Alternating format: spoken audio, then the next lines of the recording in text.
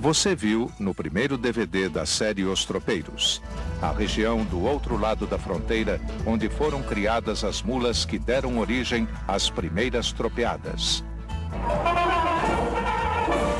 A partida da tropa em Cruz Alta, Rio Grande do Sul. O encontro com personagens da vida real e um que vive no mundo da imaginação. A mulher beijou o padre e virou a mula sem cabeça. A marcha com um grupo de cavaleiros gaúchos e muita cantoria. De tristeza, dor, risada. Você vai ver neste DVD o número 2 da série Os Tropeiros. Na divisa de Santa Catarina, um grande desafio. A travessia do Rio Pelotas. Mata fechada, serra, perigo de emboscadas. A região de Santa Catarina, considerada a mais difícil pelos antigos tropeiros. Passamos, Diogo. A cidade histórica da Lapa. E um tropeiro que recebeu o título de barão. Sejam bem-vindos à minha casa.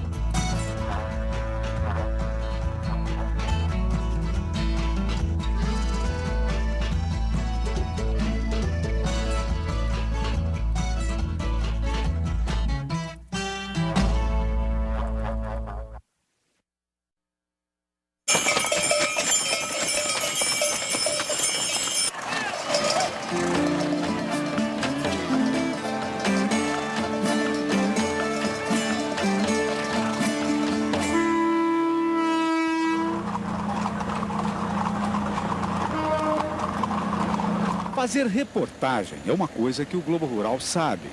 Mas tocar uma tropa de mula pelo país afora, vamos confessar, a gente não sabe. Aliás, hoje em dia, ninguém mais sabe. É um conhecimento que se perdeu no tempo e que também é preciso resgatar. Há mais de meio século não se faz uma tropeada dessa. Claro, houve muita pesquisa, ouvimos consultores para organizar a expedição. Mas não pense que haja fartura de pasto pelo caminho, não. Um caminhão de apoio leva ração e feno. Um outro caminhão apoia o esquema de revezamento. O animal que é montado hoje, amanhã é embarcado, chega mais cedo ao pouso para descansar, se restabelecer. Na parte jornalística, há momentos de 2, 3 equipes trabalhando simultaneamente. É uma estação de TV ambulante. Nossas operações mobilizam 6, 8 veículos todo dia. Imagine, para dar esse apoio rodoviário, nossos carros vão rodar mais de 50 mil quilômetros. É mais do que uma volta na Terra.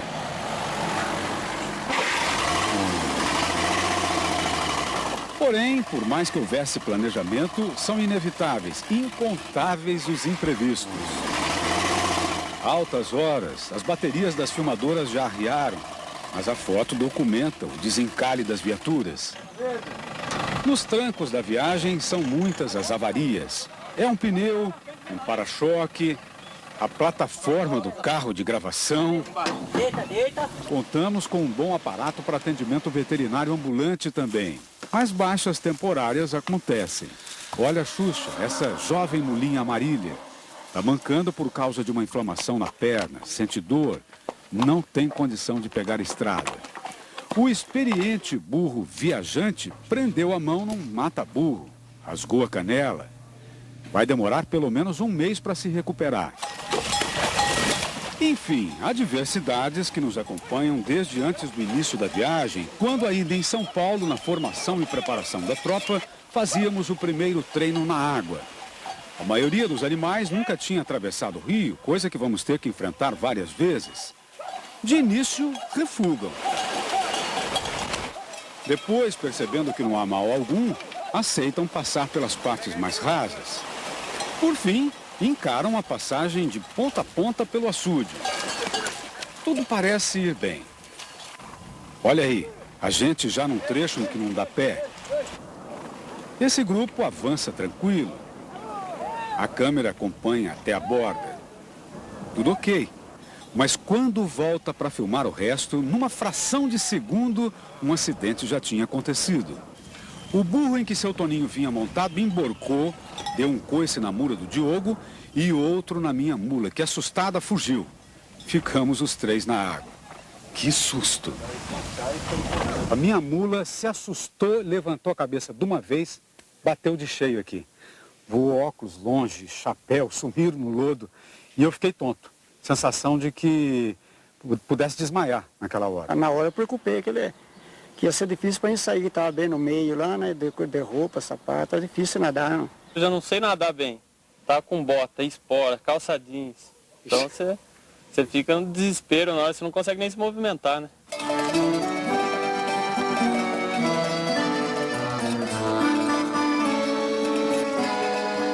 Como uma sombra nos persegue na viagem agora, essa sensação de perigo iminente, de que algo pode acontecer a qualquer instante. Claro, nossos riscos são bem menores que no passado, quando vinham com tropa chucra, sem apoio de segurança, e tinham de cruzar áreas de conflito armado, como a que estamos atravessando neste momento, tendo por companhia 2 grupos tradicionalistas que sempre fazem cavalgadas para homenagear o tropeirismo. Em cada trecho que a gente faz aqui é uma aula de história. Essa rota que estamos fazendo hoje, por exemplo, no município de Lagoa Vermelha, em companhia do pessoal do Piquete 35 e da Associação do Tropeiro Serrano, foi palco de 2 acontecimentos importantes no fim do século XIX e começo do século XX. Esse marco registra o combate que ocorreu aqui no dia 13 de setembro de 1923, envolvendo as forças maragatas e chimangas durante uma revolução estadual aqui contra o governo Borges de Medeiros. E o pessoal daqui, os maragatos, estavam bem armados, não? Estavam bem armados. Inclusive houve um evento que a força legalista montou uma metralhadora no alto daquela coxilha para fazer a resistência. E houve um tiro certeiro no operador da metralhadora que findou com toda a resistência da revolução. Esse local aqui é a encruzilhada dos birivas. Biriva, você conhece essa palavra? Está em desuso hoje. É de origem indígena. Tem o mesmo sentido de caipira, aquele que vive no campo, o sertanejo. 200 anos atrás era sinônimo de paulista, especialmente o tropeiro que vinha de Sorocaba negociar mula no Rio Grande do Sul. Naquele processo de miscigenação que conhecemos tão bem no Brasil, atualmente são milhares as famílias gaúchas descendentes dos birivas, como Eduardo Nunes de Melo, um biriva de 4ª geração. Meu tataravô, pai do Jordão Ribeiro de Melo, veio de Sorocaba. Veio tropeando e um dia, numa passagem aqui nessa região, ele conheceu uma alemã, descendência alemã, casou com ela. E aí se estabeleceu exatamente nessa região da encruzilhada onde nós estamos hoje. Ele passou de tropeiro, ele passou a fazendeiro. E a nossa parada para o almoço hoje vai ser justamente na casa de uma prima do Eduardo, descendente daquele tropeiro Melo, que em meados de 1800 saiu de Sorocaba e veio para o Rio Grande do Sul. A Camila Marconato está lá esperando a gente. Eu estou com representantes de 3 gerações da família do seu Jordão Ribeiro de Melo. O seu Assis, que é neto dele, a Adriane, que é bisneta, e a Thalita, que é tataraneta. A sede da fazenda aqui é tropeira por dentro, como nós vamos ver depois, e europeia por fora. A arquitetura segue o estilo alemão, dos Hoffmann. O material é o que se tinha de mais abundante por aqui, as pedras. Empilhadas com capricho nos característicos muros de taipa, as cercas típicas da região. Seu Assis conta que quem construiu a casa foi um neto daquele sorocabano que veio para cá no século XIX e deixou muita terra para os herdeiros. Patrimônio que começou a ser formado com dinheiro de tropa. Ele tinha 2 manadas só de mula, né? Em 50 anos ele comprou 50 milhões de campos. 50 milhões de campos são 50 mil hectares hoje. 50 mil hectares. No almoço, ao contrário do que a gente supunha, nada de culinária alemã ou do gaúcho moderno. Os Hoffmann de Melo, ou Melo Hoffmann, como assina um outro ramo da família, montaram uma mesona com pratos campeiros. Comida tropeira, combinando com a decoração da casa, que a nossa equipe de peões visita com o prazer de quem passeia por um museu. E aquela espada, seu Assis? A espada era do meu avô. Ele foi tenente na Guerra do Paraguai. A coleção de peças guarda tralhas de lida propriamente e muita coisa do dia a dia do passado. Pipa, queijeira, espremedor de torresmo, salgadeira de carne. Essa é a lousa, né? O antigo caderno que o pessoal estudava, né? Escrevia, pagava e tinha que guardar na memória. Esse é o antigo caderno.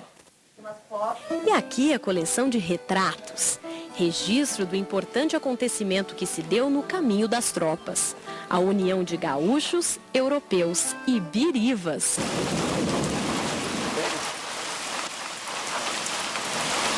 Mais chuva? Mais. A essa altura já incorporamos o tempo ruim como companheiro de viagem também. Em 15 dias de marcha, 6 assim. Chega a ser uma coincidência histórica, como lembra o chefe da comitiva, veterinário Edson Pagotto. Naquela época eles não paravam. É ruim na estrada, pode acontecer algum problema de animal escorregar, se machucar, esse tipo de coisa. Terreno liso, certo? Mas na outra parte você tem o pasto na estrada. E esse período de chuva é importante porque não tinha como a gente tem hoje esse apoio de levar ração, levar feno. Eles tinham que se virar com um capim pro caminho, né? E naquela época acontecia exatamente isso. Muitas vezes eu fico matutando sobre qual seria a reação dos muladeiros de antigamente se estivessem nessa tropeada do Globo Rural com a gente. Pensou dessa chuvarada, com certeza iriam achar a coisa mais normal do mundo.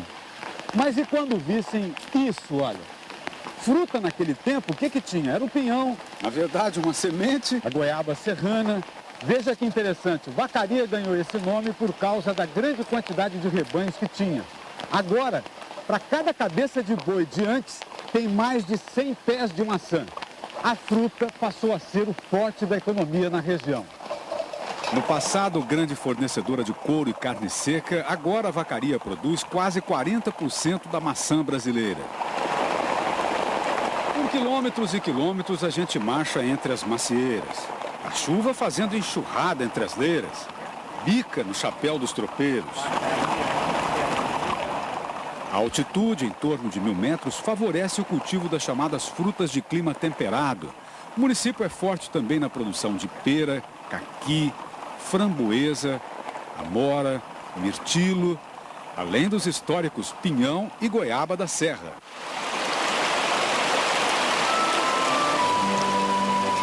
De Vacaria para frente, a gente sobe bastante, até alcançar o topo da Serra Gaúcha, um lugar muito bonito.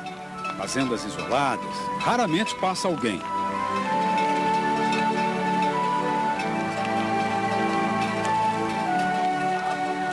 O visual de moldura larga, a vastidão do Planalto é um impacto para nós também. Seu Toninho, por exemplo, é a primeira vez que vê uma paisagem assim. Desde lá de baixo estavam falando que ninguém ia passar num lugar bonito e realmente é mesmo. Até o ar, o clima já muda. É muito bonito essas cantarias. A Camparia, que arrebata o seu Toninho, tem justamente o nome de Campos de Cima da Serra. Região que, pela beleza, atrai muitos visitantes. Há inclusive cidades que exploram o turismo, como São José dos Ausentes e Bom Jesus. Município que está bem no roteiro de nossa passagem. E onde vamos deixar mais uma mudinha de araucária. Como temos feito, é o rastro verde que a tropeada do Globo Rural vem deixando pelo caminho. Uma reverência aos pinhais de outrora e ao tropeirismo que a gente quer resgatar. E olhem em que mãos temos a sorte de deixar o Pinheirinho. O nome completo do jardineiro da Praça da Matriz é Santo da Anunciação. Meu compromisso é regar ele, para molhar ele. Que ele cresça, né, esse pinheiro. Na hora talvez eu voltar ele tá bonito. Bom Jesus é o último município da Rota Tropeira no Rio Grande do Sul. Já estamos quase chegando a Santa Catarina. Nossas mulas já marcharam 540 quilômetros desde que saímos de Cruz Alta. Hoje é o 19º dia de viagem, véspera de fazer um trecho que deixava cismados os tropeiros profissionais de antigamente e que também nos traz muita preocupação. Olhando aí para as nossas equipes, você vai ver alguma ruguinha de preocupação. É a travessia do Rio Pelotas, uma manobra difícil para a qual vamos contar com o apoio do dono desta fazenda onde vamos pernoitar. É o Cláudio Borges. Tudo bom, senhor Nelson? Tudo bem? Bem, obrigado. Tudo, João. Um prazer receber. Eu já ouvi muita coisa sobre essa travessia aí. Qual é o grau de risco real que a gente vai enfrentar, Cláudio? É difícil, tio Nelson, porque, em primeiro lugar, a gente já não sabe se o rio vai estar cheio ou está baixo, conforme o tempo, né? E sempre é uma preocupação porque os bichos vão passar a nado, né? É perigoso. Agora, mais do que o apoio do Cláudio, nós vamos contar com o auxílio das mulas dele. Por isso, nem bem chegamos, é preciso fazer aqui o entrosamento dos muares que trouxemos de Minas e de São Paulo com a criação dele aqui nos campos de cima da Serra Gaúcha. Como vimos na preparação da tropa, a amizade não é instantânea, não. Os daqui, na hora, espetam as orelhas, encrespam o corpo, já escapa um coice para cá, outro para lá, mordidas. Os visitantes ficam arredios, se agrupam num canto. Uma mula que chegou cansada, pois veio montada, quer se deitar, chega a se ajoelhar. Opa, não está seguro aqui não, melhor não fazer isso. Mas logo começa o cheira-cheira de reconhecimento. A ranhetice diminui e não demora muito, já se permitem até um coça-coça. Essas mulas são filhas de égua crioula? Tem de égua crioula, tem de quarta-milha também. E o jumento que o senhor usa? É o jumento espanhol. Pagoto e Cláudio Borges trocam observações sobre o perfil das tropas. As mulas paulistas e mineiras são esguias, pernudas, mais alongadas. As daqui têm porte menor. São, como dizem, mais petiças, mais atarracadas. Porém, todas parecem de boa índole. Pelo menos é a impressão que se tem quando a porteira do curral é aberta. Depois de apenas 3 horas de convívio, as duas tropas se misturam, descem para o pasto com calma, sem nenhum sinal de estresse. Como? Por quê?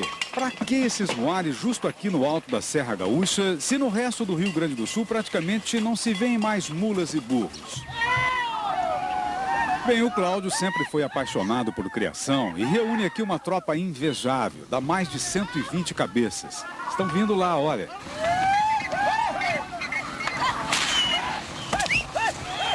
Mas a pecuária na fazenda hoje está em segundo plano. Ele e a mulher, Gessira, transformaram a sede numa pousada e começaram com o turismo rural, voltado para o tropeirismo. Ela faz pratos campeiros, como a paçoca de charque, doces regionais, tem sempre um cafezinho passado na hora. É um prazer tê-los conosco, sejam bem-vindos. O Cláudio organiza cavalgadas pela região. Virou atração da pousada o momento em que ele traz a tropa para o curral.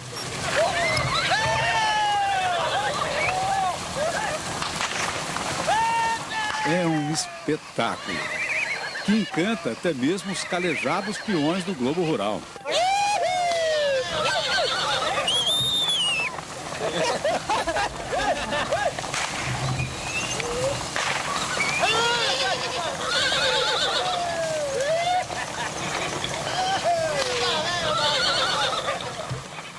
A tropa não é toda do Cláudio. Parte das mulas é do seu Manuel Gaspar, um campeiro serrano experiente. Por décadas teve tropa de carga por aqui. Atualmente mantém um lote de mulas e burros para quem quer se aventurar nos desfiladeiros, que é o nosso caso. São animais treinados que, junto com os do Cláudio, vão servir de professores para os nossos. E aonde a gente vai passar, seu Gaspar? A gente vai Complicado passar... ou não? É complicado. Com a pulga atrás da orelha, a gente cerca o mestre Gaspar querendo detalhes sobre a travessia de amanhã. E não é que ele traz uma novidade? Nada animadora. É meio ruim a estrada. E o primeiro nós passamos o Rio dos Touros, para depois nós passamos o Rio Pelotas, né? Você entendeu bem? Não é um rio só, não. São 2 rios que temos que atravessar. Por isso, armamos uma reunião com todo mundo no galpão crioulo da fazenda para discutir as travessias. Cláudio, inclusive, distribui fotos para a gente já ir conhecendo um pouco do terreno. Traçamos um plano, passo a passo, tanto da movimentação da tropa como do posicionamento das equipes de gravação. Para quem não é familiarizado com a geografia gaúcha, veja no mapa. Quando se fala em Pelotas, muita gente confunde com a cidade que fica bem ao sul do estado, à beira da Lagoa dos Patos. O rio Pelotas fica lá em cima, nasce na Serra Geral e depois forma o rio Uruguai. O Pelotas é que faz a divisa do Rio Grande do Sul com Santa Catarina. E é exatamente sobre a passagem nesse ponto aí que estamos discutindo. Um lugar onde as barrancas são de pedra, quer dizer, na chegada vai ser ferradura na pedra lisa, na saída vai ser ferradura molhada na pedra molhada. Eu aconselho a pessoa que chega ali, assim, até tem uma pedra, encosta bem a mula e apeia, não sair lá que é ruim. Daí não sair lá é uma pessoa por cada vez. Sotoninho, Gago, Eu tô vendo aí, vocês abriram o olho desse tamanho aqui. Precisa atenção. A água é bom só para beber e tomar banho, não pode brincar com ela, não. Preocupado, né? Não gosto muito de água, não, de rio, assim. Não, mas o primeiro é tranquilo, a água é... Será que essa travessia também trazia preocupação, assim, no tempo do Firmino? Aquele tropeiro imaginário que nos ilustra com os acontecimentos do passado? Vou contar pra vós, Missê. Se tem uma coisa que não pode faltar pra um tropeiro é coragem. E modéstia à parte, eu sou bem servido nesse assunto. Já enfrentei tudo no mundo. Já passei a noite toda com a tocha na mão, espantando as onças que queriam comer minhas mulinhas. Agora, tem uma coisa que me faz tremer. É a travessia do Rio Pelotas. Cristóvão de Abreu, o maior tropeiro de sempre, atravessou ali com 6.000 mulas e não perdeu nenhumazinha. Eu já perdi ali mula, perdi até companheiro. Por isso eu digo, no Pelotas, vai com fé. Aquilo é o passo do inferno.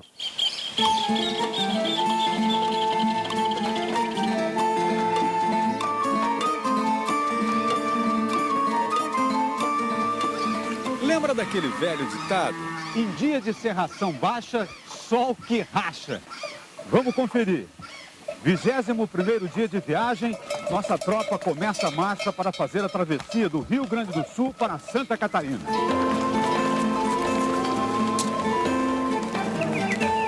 Manhã encoberta e o nosso estado de espírito um pouco nebuloso também com a tarefa do dia. Como essas duas tropas vão se comportar? É a primeira vez que viajamos assim. 2 éguas na guia, a fada, madrinha das nossas mulas, e a flecha, madrinha dos daqui. Isso não confunde, Não confunde, né? Isso é até bom mais para se entrosar mesmo, né? Porque a madrinha das mulas daqui puxa as mulas daqui e a madrinha de São Paulo puxa de São Paulo, né? Mestre Gaspar explica, as mulas sabem distinguir o batido de cada sino, o cheiro de cada madrinha. Em todo caso, o Cláudio vem por dentro, no papel de rebatedor, flanqueiro, como dizem aqui. Tem uns furos abertos aqui no corredor, então para as mulas não passar para o lado do campo, qualquer eventualidade a gente ataca, né? Bem, aquele ditado parece que vai se confirmar. Temos pouco mais de meia hora de marcha e o tempo está abrindo. A neblina vai indo embora, ao contrário da preocupação que aumenta, olha só.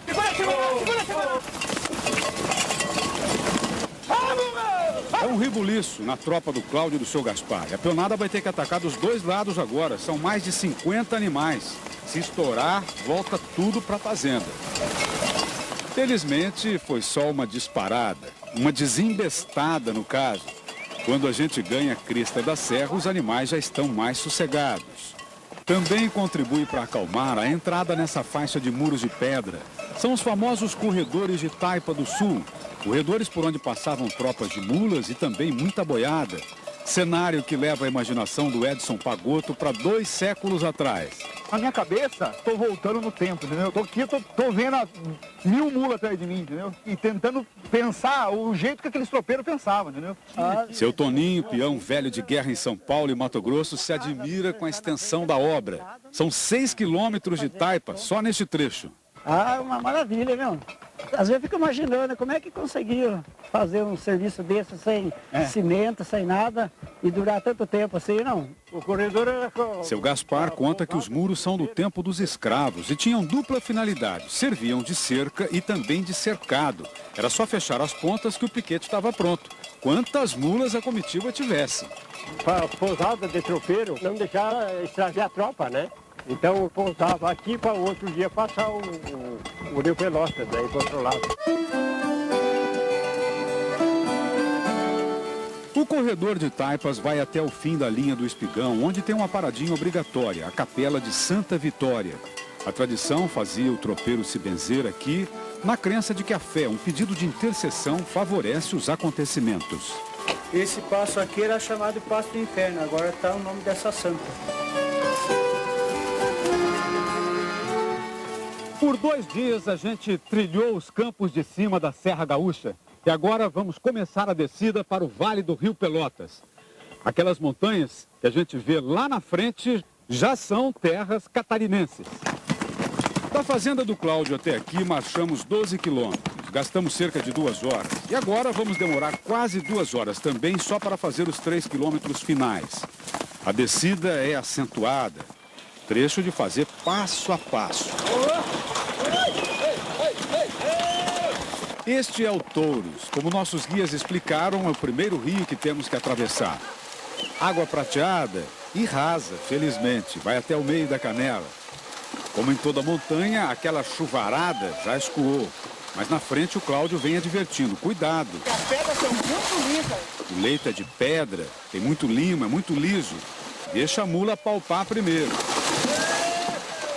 A tropa passa bem. A saída é meio embolada.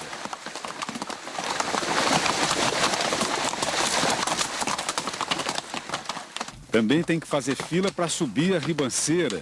Uma trilha estreitinha no meio da mata que encobre a escarpa do vale. Essa montanha separa o Touros do rio Pelotas. A distância até que não é grande, apenas 1 quilômetro. Mas a gente tem que subir até a cumieira do penhasco, quer dizer, alcançar os campos de cima de novo, para depois tornar a descer.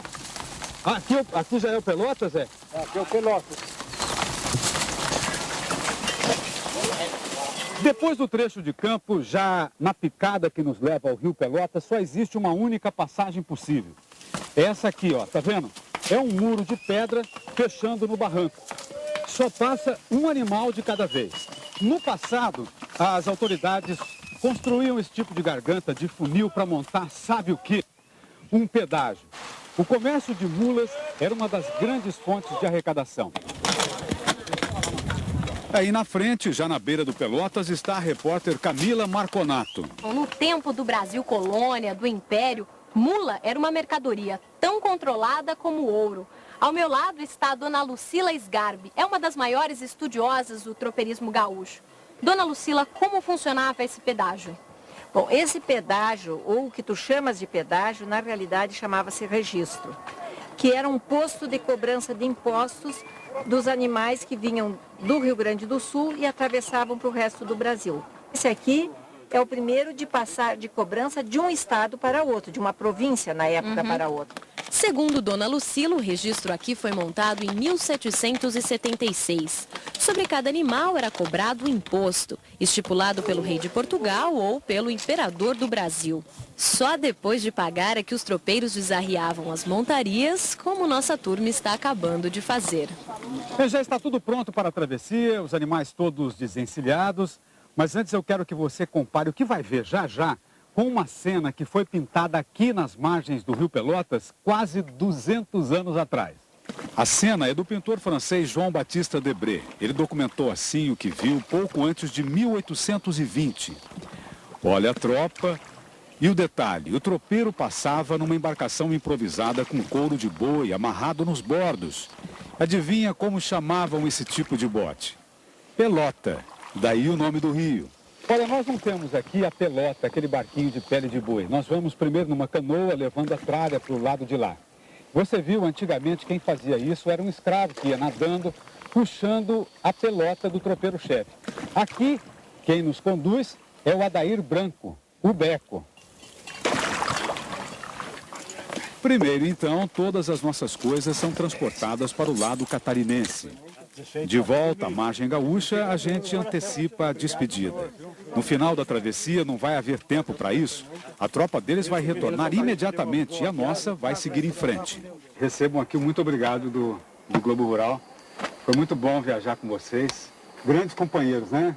A gente passa pro lado de lá, mas estamos deixando um monte de amigo pro lado de cá, né? Aí não há de que, a gente está às ordens. Precisar, desculpe, era uma falha da gente. Né? Nossa Senhora. Cláudio, Mestre Gaspar, Beco repetem uma recomendação que já tínhamos ouvido de outros pelo caminho e que, aliás, está na nossa cabeça desde aquele susto na preparação da tropa. Os peões devem atravessar de barco também. É mais seguro pelo histórico de acidentes registrados aqui. Conseguimos o apoio do Corpo de Bombeiros e uma parte do grupo já avança para aguardar a chegada. Mas o veterinário Edson Pagotto resolve arriscar uma estratégia. Antes de entrar com a tropa gaúcha, já acostumada com o trecho, vai tentar mandar na frente a madrinha da nossa tropa, a égua Fada. A aposta é no comportamento animal. Se ela for para o lado de lá, naturalmente os outros vão seguir. Mas Fada parece não apreciar a ideia, não. Pondo o plano em dúvida, reluta e volta para a margem. Numa nova tentativa, puxada com segurança, Beco no remo, Cláudio na ponta do cabresto, Fada encara a passagem. Fica um pouco ofegante, mas chega ao outro lado.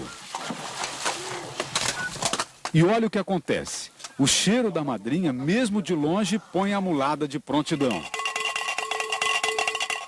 Se soltar aqui, pula na água e vai embora.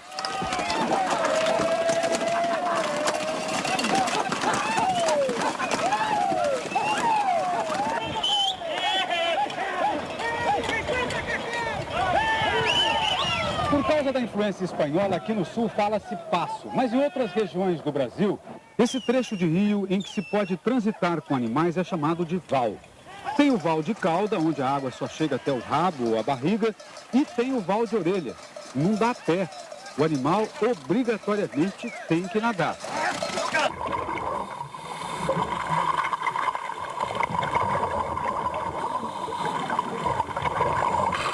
A fundura do Pelotas aqui chega a 8 metros.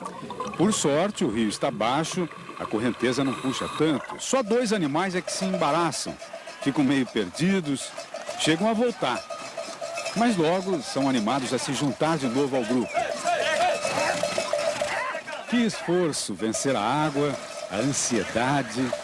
Valeu a experiência das mulas do mestre Gaspar e do Cláudio, que acalmaram as nossas. A travessia dos 70 metros do Pelotas acaba sendo tranquila. E sem atropelo na escadaria de pedras da chegada. Como se diz, passamos no dia certo, na hora certa.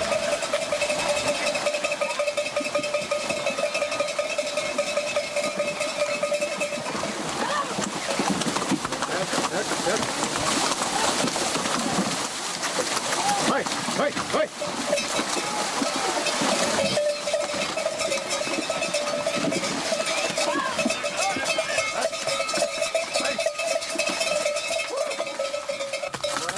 Foi emocionante, uma tensão, né? Eu estou até tremendo, olha só, terminando essa passagem. É uma explosão, uma sensação que eu nunca tinha tido. Graças a Deus. Putz, foi legal, né? Show, show, show. A tropa ajudou bastante, né? Então os companheiros bons também. Tá cumprida essa missão. Depois dessa subida aí é um alívio, né? Alívio. Sensação de que atravessamos não o passo do inferno, mas o passo da Santa Vitória.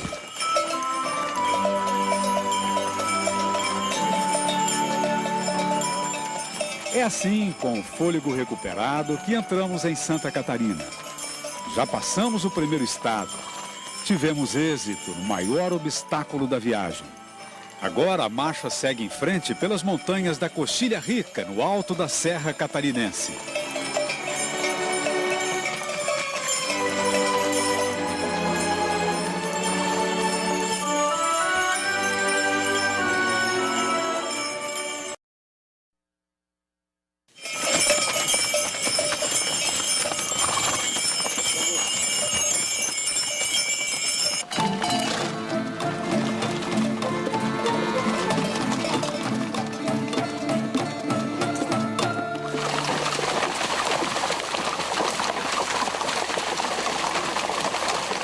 Olhando assim, não parece que a tropa vem pela parte de cima de uma serra. Dá mais a ideia de uma região plana. De fato é. Só que um plano no alto, no planalto, o catarinense. Como num tabuleiro no topo das montanhas. Abrir uma porteira e pisar instantaneamente no passado. É assim entrar em Santa Catarina pelo caminho que estamos fazendo. Nossa viagem do presente se desenrola no mesmo cenário que os tropeiros cruzavam antigamente. A Coxilha Rica, na Rota das Tropas, é um dos raros trechos em que a paisagem não mudou ao longo de 250 anos. Os campos não tinham dono. Nesse trecho, quem nos guia é o seu Laélio Bianchini, chamado por todos de Tio Lelo.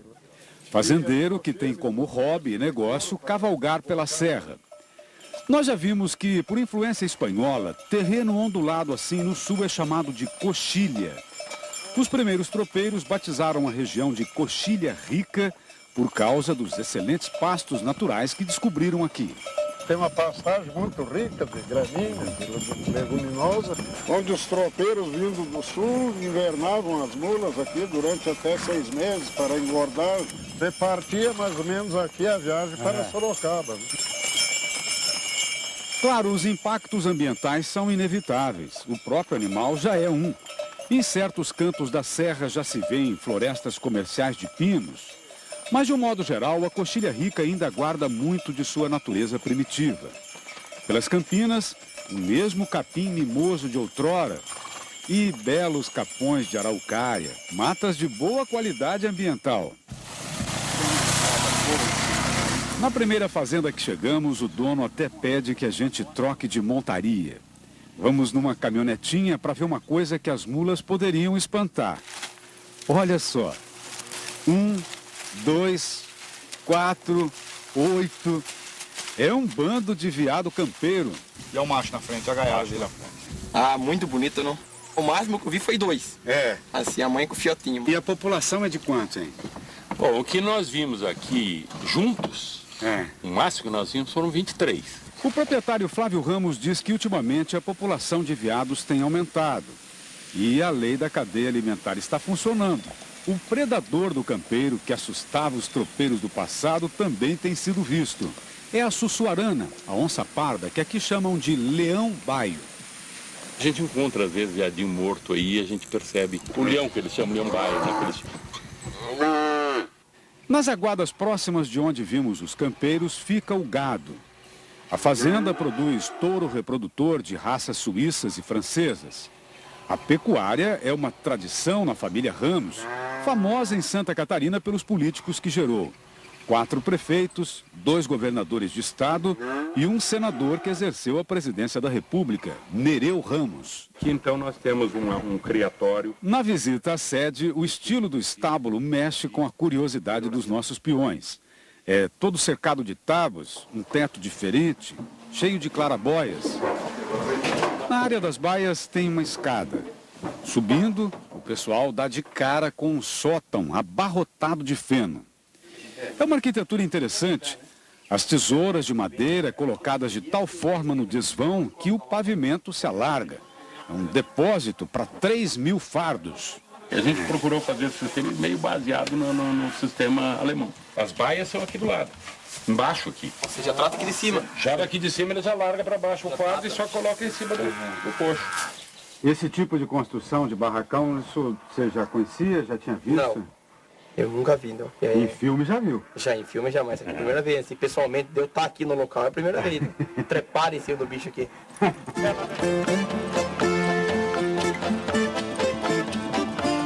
Um pouco adiante da propriedade do Flávio Ramos, uma fazenda que tem mais de 200 anos de história. A Fazenda São João, que já era parada de tropa por volta de 1800. Tem a corralama toda de pedra, mangueirões enormes para 1.000, 2.000 cabeças. Na época, era considerada uma fazenda moderna, tinha até instalações para tratamento de animais. Isso aqui foi o primeiro banheiro carrapaticida construído no estado de Santa Catarina, numa época que começou a chegar o gado europeu na região e começou a dar problema com o carrapato. 200 anos. Na visita à sede, tio Lelo conta que antigamente o costume aqui não era fazer a casa na Baixada, o comum em outras regiões, mas no alto da Coxilha, pois assim ficava mais fácil ver a chegada de estranhos, de qualquer invasor. Aqui no sul do Brasil acontecia muitas revoluções, né? E a preocupação do pessoal era com defesa. As casas eram verdadeiras fortalezas, olha a largura das paredes. O assoalho tinha entradas secretas. Este alçapão levava ao esconderijo das armas e munições. Então isso aqui era sempre a pé de guerra, né? Quer dizer, se a gente respirar bem fundo aqui, dá até para sentir o cheiro de pólvora. Né? Comparando com aqueles tempos, felizmente a vida na Coxilha Rica hoje é bem sossegada. Mas nos parece estranho quando 3 cavaleiros saem do mato e barram à frente da comitiva. Não se trata de encontro marcado, como já nos aconteceu no Rio Grande do Sul. São desconhecidos. O senhor é? Tito. Tito? Tito Farias. Da onde o senhor é? De Blumenau. Blumenau? Blumenau. Olha o que faz uma paixão. Tito Farias é empresário. Viajou quase 300 quilômetros para nos apresentar a joia que tem. Um burrão elegante, muito bom de rédea. Aí é burrão, olha lá. O quê, hein? Beleza. É um landau, né? Landau é a palavra que os muladeiros usam para descrever um animal de andamento macio. Referência ao carro que nos anos 70 era o suprassumo do conforto, o Ford Landau. Um xodó que o Tito zela com carinho lá em Blumenau. E é nele que engata a carretinha do burrão Landau quando sai para passear. Aqui na região, burro grande assim, marchador, eu só conheço o meu. É o primeiro que a gente viu aí. Ô Pagoto, parece um dos burros da nossa tropa, não parece? É, ele iguala com a tropa nossa, né? É um burrão de raça, viu? Bem raçudo. Que sangue que é? É Campolina com pega. Por 3 dias, Tito nos acompanha pela Coxilha Rica, um dos pontos mais elevados da rota tropeira em Santa Catarina, entre 900 e 1.000 metros de altitude. Eu faço as cavalgadas, mas eu não tinha feito, não tinha visto uma tropilha assim de mula, assim. Numa das paradas, saca o celular para bater uma foto das nossas mulas alinhadas contra o murão de taipa. Essa você vai mandar para quem, Tito? Para minha esposa, Dona Fátima. Enquadra também uma coisa que para as nossas mulas tem sabor de primeira vez. Sobem escada para entrar no galpão de lida. Acomodação que caiu no agrado dos peões paulistas. Protege do vento, da chuva, do frio. Gago admira o gavetão de madeira embutido na pedra. Muito prático para guardar tralhas, os apetrechos de montaria. Esse é um típico galpão crioulo, como vimos no Rio Grande do Sul? Sim.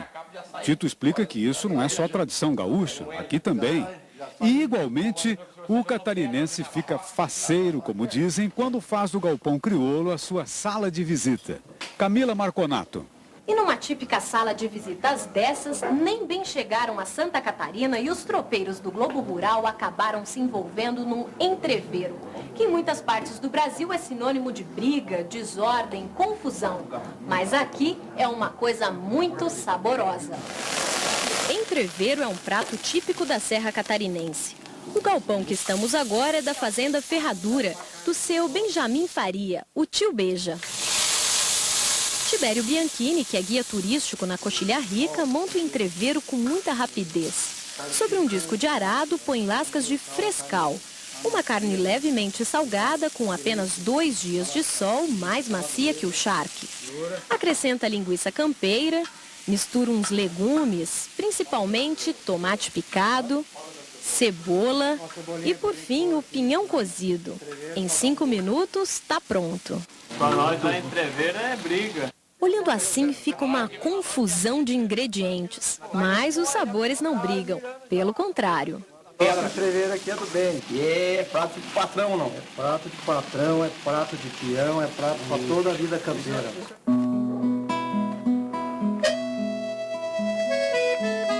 Comida quentinha, fogueirinha no galpão aquecem mais uma noite da nossa tropiada. E a cantoria dos amigos da Coxilha Rica nos traz a lembrança de uma coisa que nem deu tempo de esquecer ainda. A travessia do Rio Pelotas. É a música Tropeiros, de Léo Almeida e Nilo Brum. Bota na água essa madrinha, madrinheiro, que a tropa vai seguindo enfileirada. Vou na balsa segurando meu cargueiro, de paçoca bem socada. Quem que não emociona, né? Viver o que a gente tá vivendo, né? Tem tudo a ver com a cavalgada que estamos fazendo, né?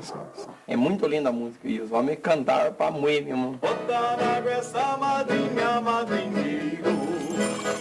Seguindo o nosso caminho, pelo qual vamos deixando também um rastro de pinheirinhos, chegamos à cidade de Lages. Aqui plantamos mais uma mudinha de araucária, a árvore símbolo da rota tropeira. Lages é um polo turístico importante em Santa Catarina, uma cidade bem estruturada, fundada nos idos de 1700 na Rota dos Tropeiros. Era um pouso importante, parada obrigatória. Nos campos desta região, os animais engordavam e as tropas se recuperavam antes de seguir viagem. Assim como os tropeiros de outrora, também nós demos uma parada por aqui. Nossa tropa já percorreu mais de 600 quilômetros e não foram poucas as vezes que tivemos que enfrentar o asfalto e estradas com muitas pedras. Chegou a hora de fazer uma revisão geral nos animais. O pavilhão do Centro de Exposições de Lages se transformou num salão de beleza.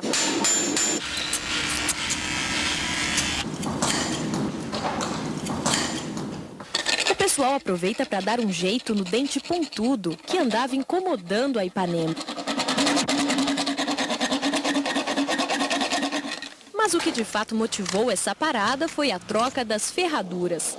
Para executar essa tarefa, contamos com 2 grandes ferradores em nossa equipe, o Gago e o Pagoto, que inclusive é reconhecido no país todo por dominar como poucos as técnicas dessa arte.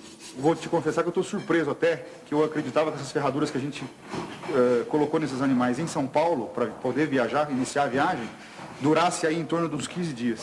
Durou o dobro do tempo praticamente. Agora, durou quase um mês, mas também já estavam bem gastas, né? Pode ver, ó. Olha, já estava virando uma lixinha, né? Ela chega ao ponto de você conseguir entortar ela com a mão. Nossa. Formar o novo ferro não é fácil, tem que ser feito sob medida. Sempre fazer o ferro com o casco, nunca o casco no ferro.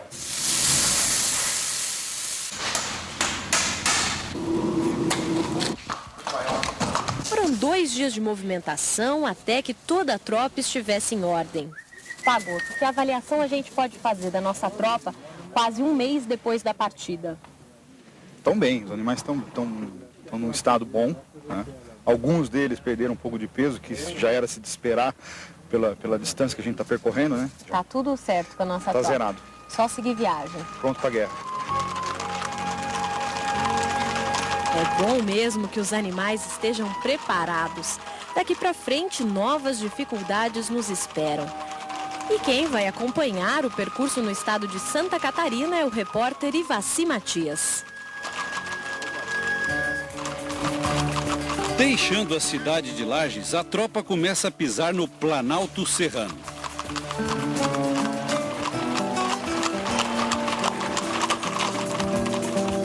Aqui o encontro com um grupo de criadores de cavalo, liderados pelo seu Dirceu Costa. Bom dia. Tá bom? Aí, seu Dirceu, tudo em ordem? Prazer, Pagoto. O seu Dirceu chegou para ser o guia agora desse trecho da viagem e eles vêm montados aqui nos animais da raça campeiro. São animais já de raça registrada no Ministério. Está crescendo a pelagem dela, né? Esses animais estão a campo. Aqui. O animal a campo aqui nessa época ele engrossa o pelo, por causa do frio. Né? É uma proteção natural dele, né? E sempre teve esse nome de campeiro? Não, no início chamavam pelo duro. Forte, né? Bem musculado. Animal de serviço, né? Animal de serviço. A criação do campeiro está restrita a essa região de Santa Catarina. É um cavalo marchador de porte médio e pelagem muito variada. Alguns estudos atribuem sua origem aos primeiros cavalos que desembarcaram no território brasileiro.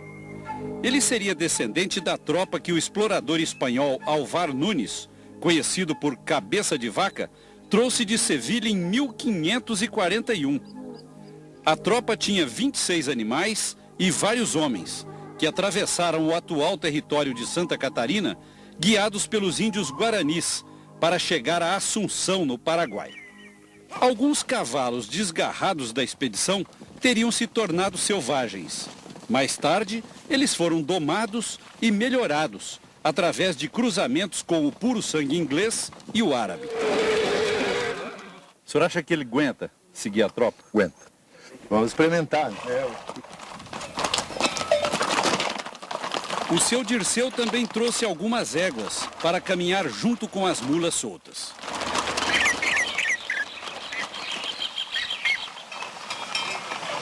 O Planalto Serrano é um importante divisor de águas. Aqui brotam inúmeras nascentes, que de um lado alimentam o rio Itajaí e do outro a bacia do rio Pelotas e do Uruguai.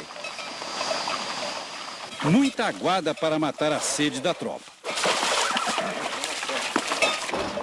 Quando tudo parecia calmo, os campeiros se estranham com as mulas e rompem na frente.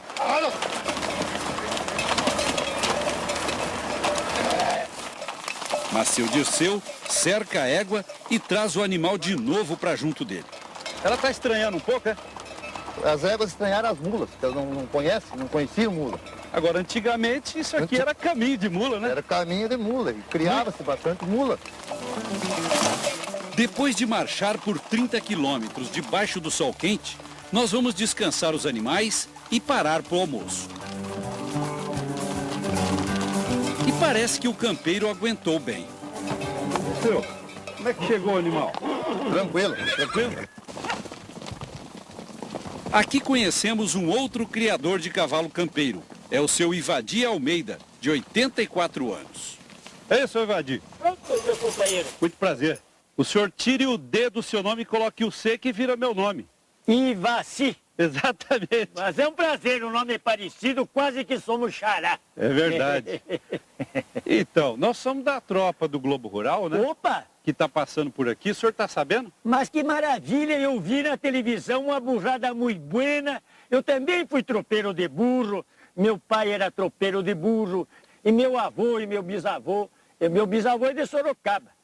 O seu Ivadi descende de uma grande família de origem sorocabana, que, junto com inúmeras outras, ajudou a colonizar Santa Catarina. Isso aqui é seu Toninho, que é da região de Sorocaba. Mas olha, seu Toninho velho, que prazer de abração com um índio velho macanudo como este. Fico contente até agora, o senhor está montando? É, mas eu sou um péssimo cavaleiro e mais sou um conversador. Doutor Pagotto é o veterinário, médico veterinário. Mas até isso vocês conduzem, mas é muita pompa pro assunto, né? Não estou melhor porque não há necessidade. Olha que burro lindo aqui, ó. É sua comitiva? Não, tem diversos donos. Ah, muito bem. Mas olha, a burrada é como eu disse há pouco. Se tinha alguma que não era muito boa, os senhores deixaram lá, porque aqui não tem mula regular. É só mula especial a assina. Esse primeiro aqui é gateado, com essas zebruras, né, pelas pernas, essa mancha crucial, que também é uma mancha bem característica do gateado. O segundo, nós chamamos aqui de tostado. Se ele tivesse a crina mais cara, nós chamávamos de ruano. Cada estado tem um sistema. Tem, cada região tem uma pelagem que se usa, que se conversa. Esse azulego aqui, o senhor concorda? Nós chamamos de rosado azulego malacara, calçado das quatro patas. A conversa tá boa, mas é hora de partir. O velho tropeiro não resiste, monta em seu cavalo e segue junto com a gente.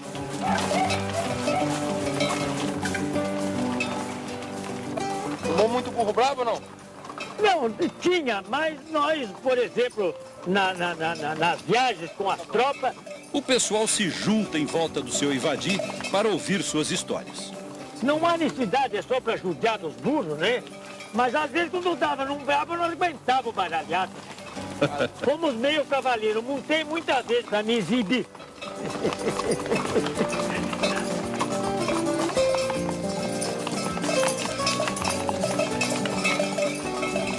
Nós estamos margeando o Rio Canoas, que tem uma história ligada a Anita Garibaldi.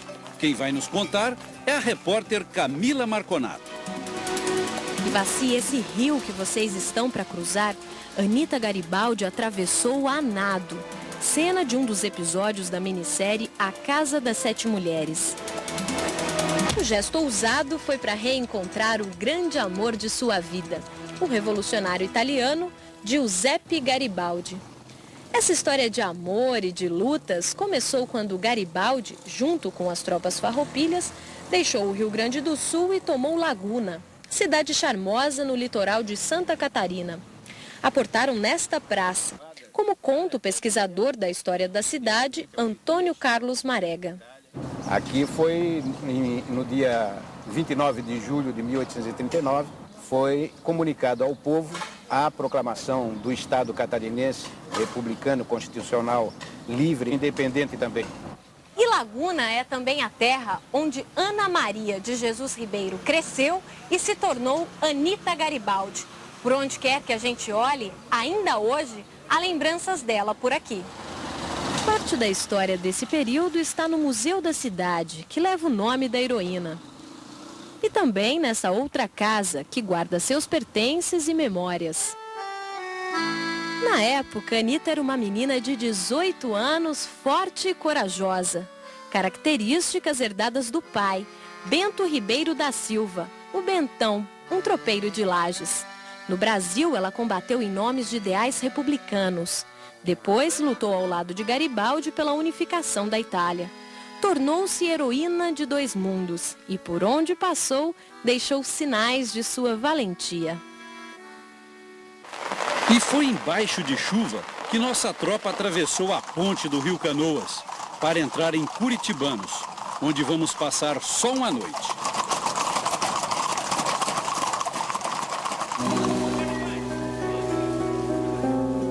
Na manhã seguinte, com tempo bom, recebemos muita gente para acompanhar a saída da cidade. Seu Ivadi Almeida também compareceu e dedicou à nossa comitiva uma saudação bem ao seu estilo. É uma honra para nós ver uma comitiva dessa muito linda que o Brasil inteiro precisava ver, passar por Santa Catarina. E vamos embora. Bora. Curitibanos nasceu à beira da antiga Estrada das Tropas. Tem 36 mil habitantes. Uma mulher quer nos entregar um presente, lembrança das antigas tropeadas. No começo a mula do Gago estranha, mas ela não desiste. Na despedida da cidade, seu Ivadi está visivelmente emocionado. Nossas saudações, seu Ivadi, e muito obrigado pela companhia. Adeus, curitibanos.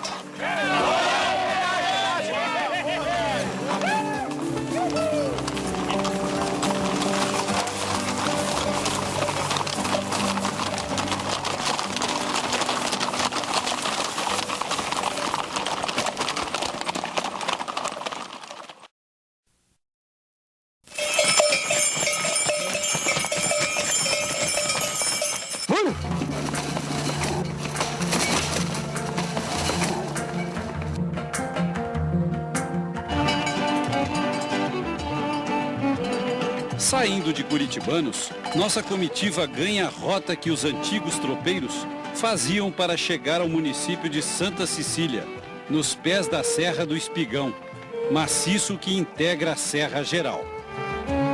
Por asfalto seriam uns 60 quilômetros, mas por estrada batida, o caminho é maior e bem mais complicado. O vale que nós estamos atravessando foi colonizado por imigrantes vindos principalmente da Alemanha e da Itália. Filho de alemães, o Adriano Drissen vai ser nosso guia neste trecho. A família dele fez parte das primeiras levas de imigrantes que usaram os caminhos das tropas para penetrar no território. Quais são os sinais de que essas tropas passavam por aqui? Bom, muita caminho fundo no campo, sabe? O próprio capim, esse capim aqui é um capim que ele só tem aonde passava as tropas, né? Se você saía 3, 4 quilômetros da estrada das tropas, ele já não existe mais. Então isso é uma marca presente que a estrada dos tropeiros era por aqui. Os imigrantes chegaram a esta região no início do século passado para trabalhar na extração de madeira. As florestas de araucária foram derrubadas e agora predomina o plantio do pinus, que fornece matéria-prima para a fabricação de celulose. A tropa está viajando há um mês e a saudade de casa bate forte, especialmente para o Gago, que hoje faz aniversário. Ei, Gago, são 32 dias de viagem. De quem que você está sentindo mais falta?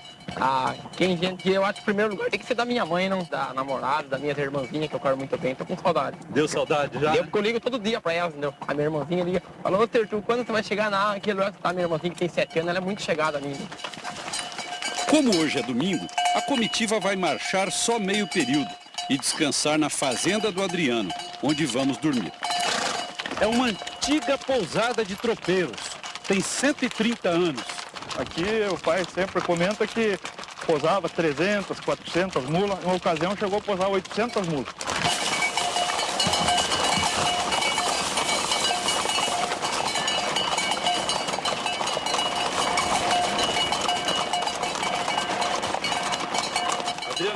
Essa casa já é moderna, Essa é construção aí de 8, 10 anos aí que a gente fez aí para hospedar.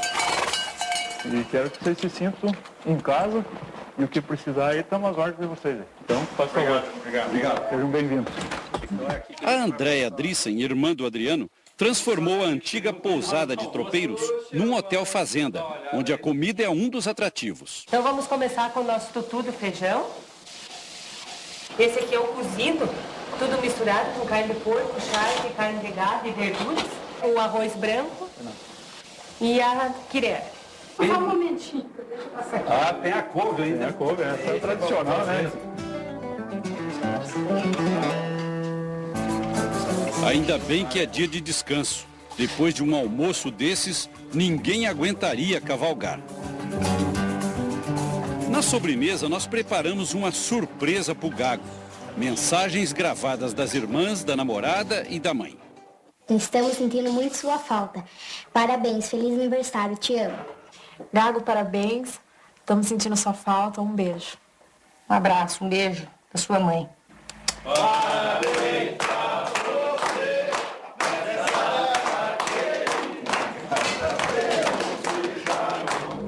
O sol caiu depressa por trás das araucárias.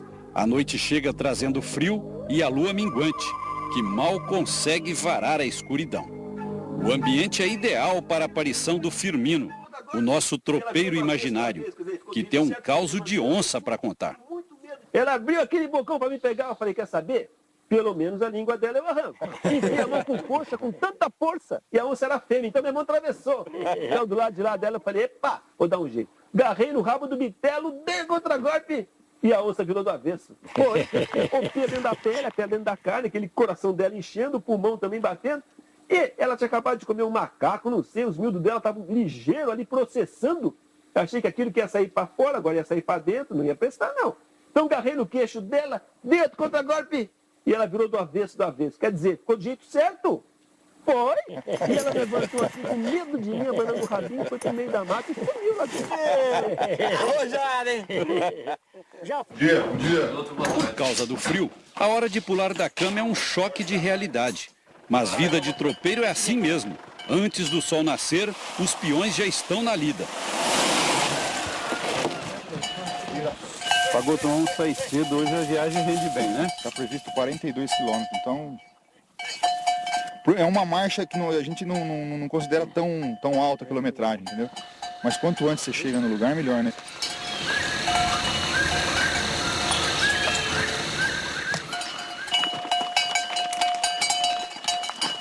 A comitiva segue seu rumo com um novo guia, o Célio Faustino, criador de gado guzerá. O som que puxa a tropa também mudou. Neto de tropeiros, o seu Célio nos deu de presente um cincerro, que já viajou a São Paulo diversas vezes, no pescoço das éguas madrinhas do avô. O nosso guia contou que nos tempos antigos, os tropeiros morriam de medo dessa região, porque tinham de cruzar as terras dos índios. E havia sempre o risco de ataque. Eles se sentiam pressionados, né? Então acabavam atacando as tropas, né?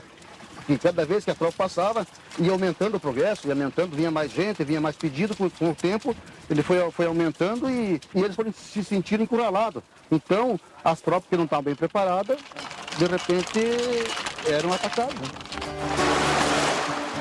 Em rios como Marombas, por exemplo, aumentava a chance de ocorrer um ataque de índios. A travessia é lenta, mesmo com água rasa. As mulas hesitam no leito assoalhado de pedras, com receio de escorregar ou pisar em buracos. A mata fechada à margem do rio Marombas era outro local de confronto. Por causa do avanço das florestas de pinos, é cada vez mais raro encontrar mata nativa em Santa Catarina. Áreas como essa que nós vamos percorrer podem ser consideradas como santuários, que além do espaço, preservam também o tempo dos antigos tropeiros. A trilha tem cerca de 6 quilômetros. No início, a mata é mais aberta, onde a vacada aproveita o capim nativo que cresce no inverno.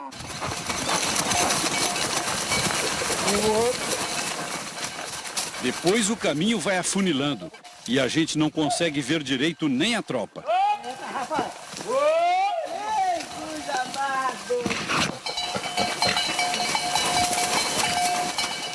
Surgem os córregos e as grotas, que dificultam a passagem. Tá feio ali na frente, hein?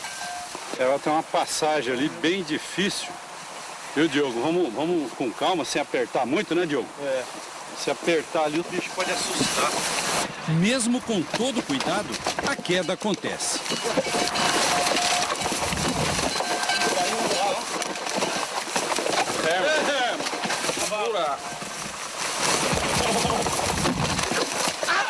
Opa! Foi eu! Passamos, Diogo. É isso aí. Uou. Agora a viagem fica mais tranquila, no meio do Pinos que volta a fazer parte da paisagem. O importante aqui é ter respeito. O lugar foi palco de enfrentamentos entre índios e tropeiros.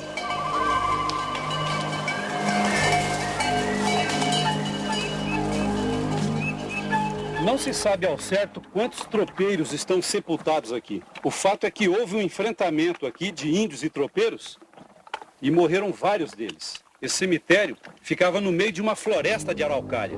Hoje tem esse muro de taipa aqui cercando e só predomina o pinos.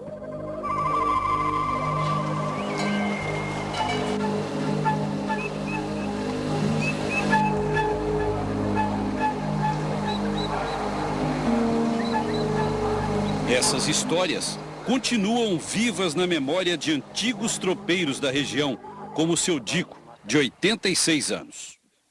O senhor chegou a presenciar tropeiro morto? Muito. É? É. E nós tínhamos medo. A gente era novo, né?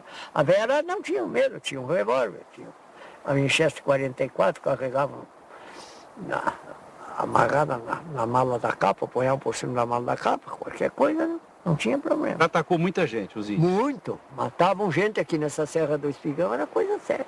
Matavam as mulas também? Matavam as mulas e destripavam e faziam aqueles laços das tripas e estendiam na beira da estrada.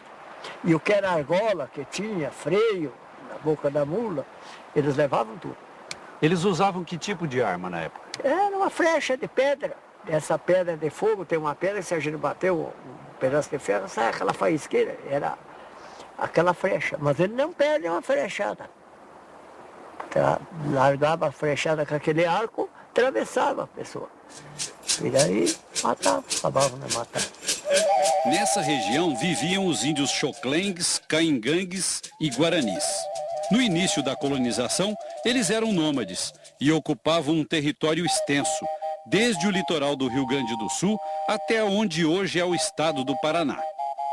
Com o avanço da colonização no litoral, eles recuaram para o interior, mas acabaram sendo alcançados pelos caminhos tropeiros. Para garantir a segurança das rotas comerciais, em 1808, o príncipe regente Dom João declarou guerra aos que ele chamou de bugres que infestam a região. Essa tela do artista francês Jean-Baptiste Debré, pintada em 1816, mostra uma face cruel da guerra, o aprisionamento de famílias indígenas. Mais cruel ainda foi a mortandade. Os índios remanescentes continuaram resistindo. Um dos lugares preferidos para as emboscadas eram as trilhas estreitas como esta, chamadas de caminhos fundos. A repórter Camila Marconato vai contar como eles se formaram ao longo do tempo. Olha, Vaci, é até difícil de acreditar, mas essa trilha, hoje fechada e abandonada, antigamente tinha muito movimento. Passava muita tropa, de mula, boi, tropeiro que vem do Rio Grande. O seu Jorge Pedro é um pequeno produtor de fumo e conhece bem o caminho que estamos fazendo hoje. Fica ao lado de sua propriedade. Neto de tropeiro, ele sabe inclusive como a trilha foi formada. Passava tanta tropa assim que ele foi desgastando o chão, foi abrindo o vale e a estrada velha que nós conhecemos, né? A passagem das tropas fez com que esse valo fosse aumentando, o solo foi afundando e hoje a estrada velha é até mais conhecida por aqui como Caminho Fundo. Tem certeza que foi tropa que fez isso aqui, não? Eu tenho certeza, porque o meu pai, quando falava, ele garantia que foi as tropas de tanto passar que cortaram isso aí. Tem muito fundo, né? É, muito fundo. Não é só fundo, não. Hoje em dia também é muito difícil andar por aqui. Depois que passou as últimas tropas, talvez nunca ninguém passou mais aí, né? O caminho é estreito, passa um animal de cada vez. O mato atrapalha e há muitos buracos. Para aí antes de pegar o buraco. Caminhos fundos como esse eram comuns na rota dos tropeiros, principalmente em Santa Catarina. Do jeito que eles estão hoje, obrigam mulas e burros a estar sempre alertas. Repare como aqui eles têm que usar sua habilidade, seus sentidos apurados para não cair ou se machucar.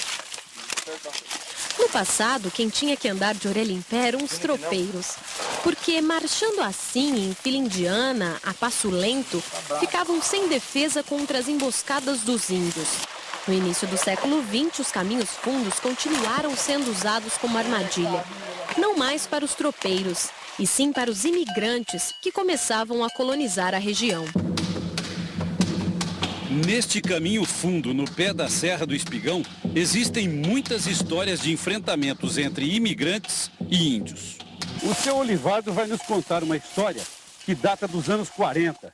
Seu Olivardo, o que é que aconteceu aqui? Esse revólver era do meu avô, pai da minha mãe, né? E os índios mataram ele aqui no Espigão, em frente à residência FUC, e mataram 6 mulas, e o revólver ficou embaixo dele, que eles não tiraram de medo dele estourar, né? Porque eles tinham medo que o revólver estourava e matava eles. Um tio meu, que já era casado, vieram com uma equipe de gente que sabia lidar com os índios, e mataram 30 e poucos índios em 2 dormitórios deles, passado uns 15 dias, né? Que eles foram perseguir a... Quer dizer que a morte do seu avô custou 30 índios mortos? 30 índios, né? Represálias como essa repercutiam na imprensa da época. Já em 1904, o jornal Blumenau Zeitung, editado em alemão, denunciava um massacre de 230 índios, a maioria mulheres e crianças. A manchete dizia: carnificina dos bugres, como se civiliza no século XX. Os inimigos não pouparam vida nenhuma. Depois de terem iniciado sua obra com balas, a finalizaram com facas. Nem se comoveram com os gemidos e gritos das crianças que estavam agarradas aos corpos das mães. Tudo massacrado. A matança era praticada por milicianos recrutados pelo governo de Santa Catarina, chamados de bugreiros. O mais conhecido deles foi Martim Bugreiro.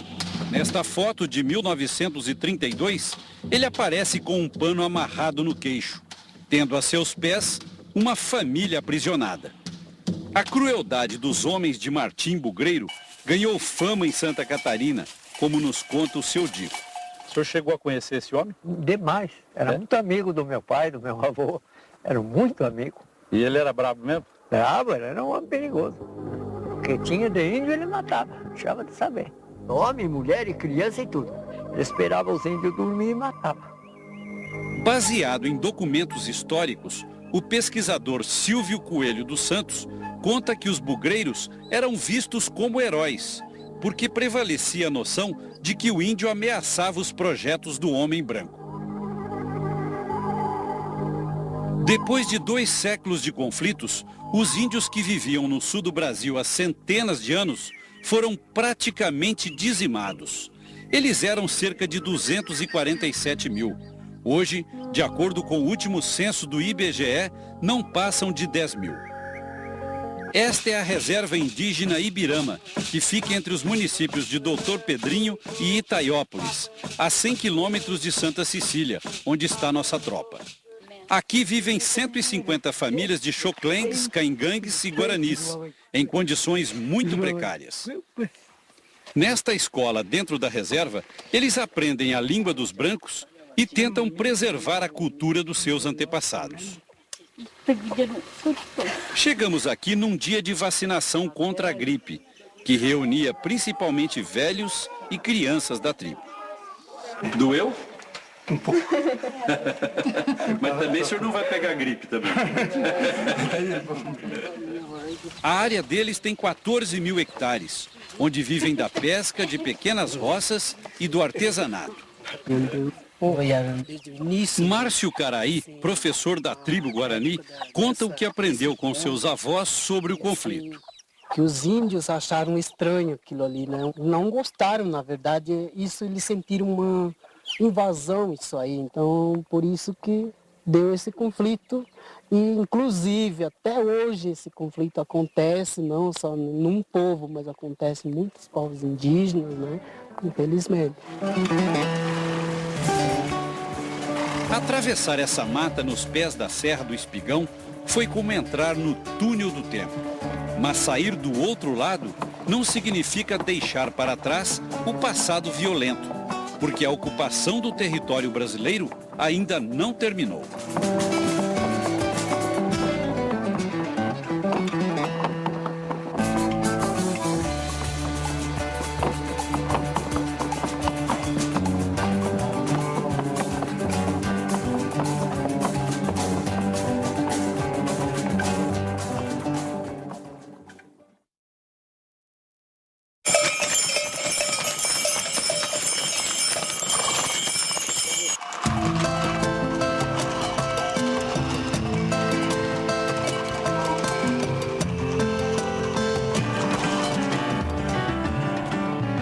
Para atingir a divisa com o Paraná, nossa comitiva vai sair de Santa Cecília, na região central de Santa Catarina, cruzar a Serra do Espigão e chegar à cidade de Mafra. A Serra do Espigão é um dos mais importantes divisores de águas de Santa Catarina. E é também um marco divisório para a nossa tropa, porque fica bem na metade da rota que estamos fazendo até Sorocaba. Obrigado. Boa viagem, tchau, até logo. Ainda falta muito chão, mas da metade da viagem para frente já vai dar para sentir o gostinho da volta para casa. Só que antes é preciso vencer a crista da serra, que alcança 1.200 metros de altitude.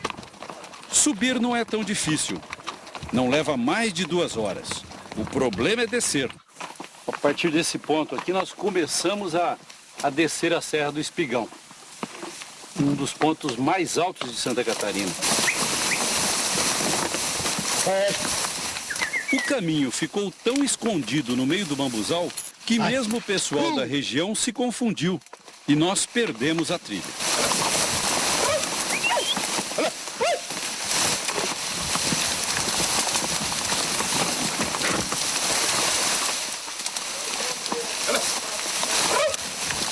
Não demorou muito e encontramos o rumo de novo.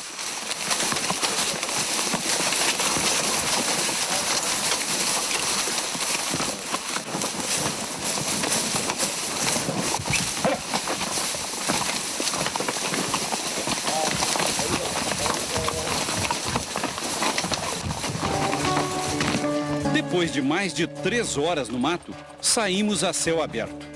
Agora a descida da serra vai ser mais tranquila, em direção ao município de Monte Castelo.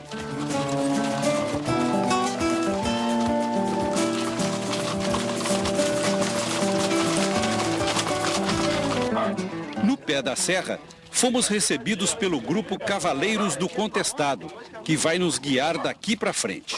Saíram cedinho lá de cima? Saímos cedinho. Aqui tem uma água, alguma coisa? Uma tropa?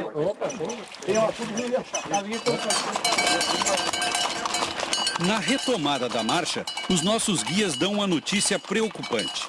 Nós vamos ter problemas com o asfalto mais à frente. Por enquanto, podemos seguir por essa estradinha secundária. Mas não há como evitar a antiga Estrada da Mata, uma vereda aberta por tropeiros, que foi sendo melhorada até virar rodovia. A comitiva vai atravessar agora uma das principais rodovias do país, a BR-116, que começa na fronteira do Rio Grande do Sul com o Uruguai e vai cortando esse Brasil afora. Para atravessar a estrada, nós contamos com o apoio da Polícia Rodoviária Federal, que bloqueou o tráfego por alguns minutos.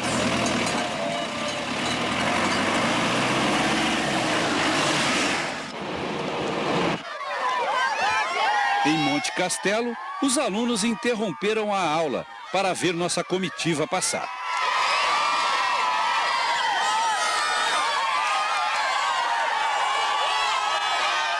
A professora Dalgisa de Oliveira também veio saudar a tropa. É emocionante a gente reviver a história dos tempos passados. Na parada em Monte Castelo, o chefe da nossa equipe, o Pagoto, foi obrigado a tomar uma decisão difícil. Uma coisa é atravessar a BR com a comitiva. E outra coisa é andar com essa comitiva no acostamento de uma BR. São coisas muito diferentes. Pois é, e aqui existe um trecho de 4 quilômetros onde o único caminho para a tropa é o acostamento. Por isso, o Pagoto decidiu encarretar os animais e percorrer o trecho de caminhão. A intenção nossa era não fazer nem 100 metros carregado, entendeu? Mas infelizmente não tem... A prioridade nossa é a segurança dos animais e dos peões, né? Apesar de ser um trecho curto para quem está completando 900 quilômetros de marcha, todo mundo ficou aborrecido com o encarretamento. Mas pesou a favor dele a opinião do nosso motorista, o seu Oswaldo Genaro. Qual que é o risco que se corre numa estrada como essa? Ah, bastante, viu? Principalmente numa estrada como na BR-116, a maioria é carreta só encontra, né? E o bicho não respeita muito, não. Então o animal, você vai caminhando com ele na beira do acostamento, ele abre, entra na pista, né? E não tem como um caminhão pesado frear em seguida, né?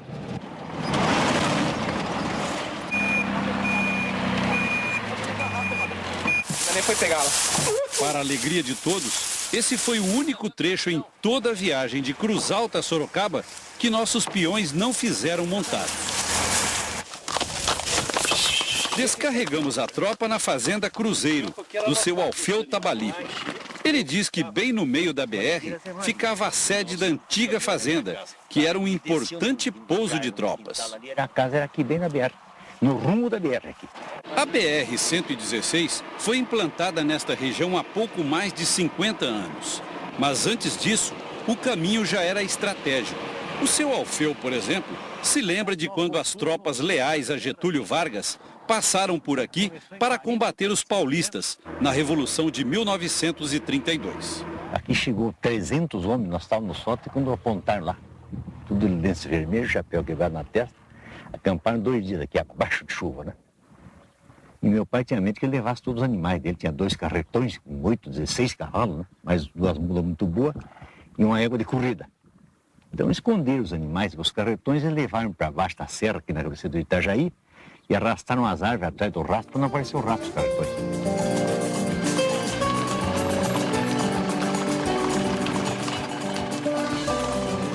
Resolvido o problema das travessias de asfalto, nossa tropa segue para a cidade de Mafra, o último pouso em Santa Catarina.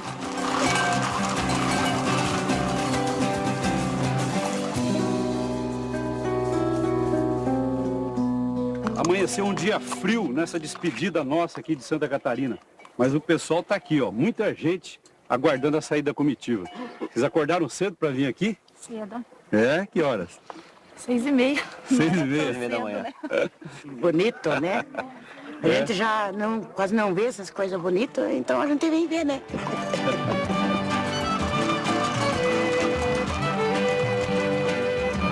Nesta região, o que separa Santa Catarina do Paraná é o Rio Negro.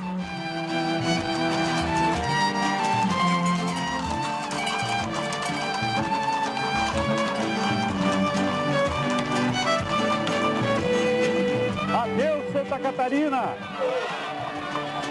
A comitiva está entrando agora no estado do Paraná.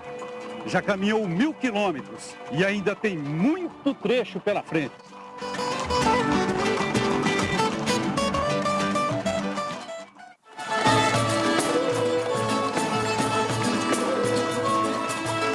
Rio Negro é nossa porta de entrada no Paraná.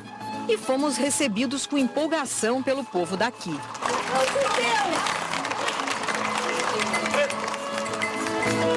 Eu disse que eles vão com Deus. Marcando nossa passagem, o veterinário da tropa, Edson Pagotto, e a Andriele, essa mocinha aqui da cidade, plantaram mais uma araucária. Rio Negro é um dos municípios paranaenses que nasceram e cresceram a partir de antigos pousos tropeiros. Nosso caminho pelo estado vai percorrer essa rota até Sengés, na divisa com São Paulo, passando por cidades importantes como Ponta Grossa e Castro. No roteiro de hoje, vamos até a Lapa. E o primeiro desafio em chão paranaense não demora a aparecer. Bom, aqui nós temos uma ponte perigosa, nós vamos revisar ela primeiro para passar a troca. Seu Hilário Rodrigues, nosso guia neste trecho da viagem, conta que uma enchente danificou a ponte sobre o Rio da Várzea. Ela entortou e ficou assim, esburacada. Então aqui a ponte está caindo, aqui na realidade, mas aguenta tudo, só o buraco para não pôr o pé, né? O maior perigo é algum animal enfiar a pata num desses vãos. Por isso o jeito é... Boreto, vem, pega umas 3 ou 4 tábuas de lá e traz o martelo e os pregos para nós dar uma arrumada nesses buracos aqui.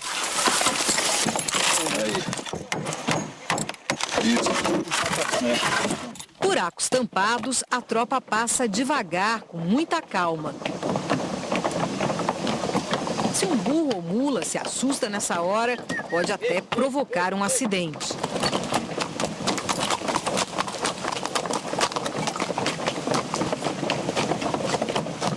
Pronto, deu tudo certo.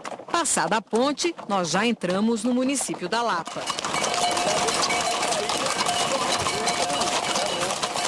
Nós estamos chegando ao primeiro pouso no estado do Paraná. E este era realmente um ponto tradicional de parada de tropeiros. Agora a gente vai descer para conhecer a sede e a dona da casa. A casa sede tem mais de 160 anos. Foi construída pelo tataravô do marido da dona Zuleika Suplicy. Já são 7 gerações da família vivendo nesta terra. A gente conserva tudo como era e a gente ama muito isso aqui. Essa fazenda, os lugares, a vista, é tudo muito bonito.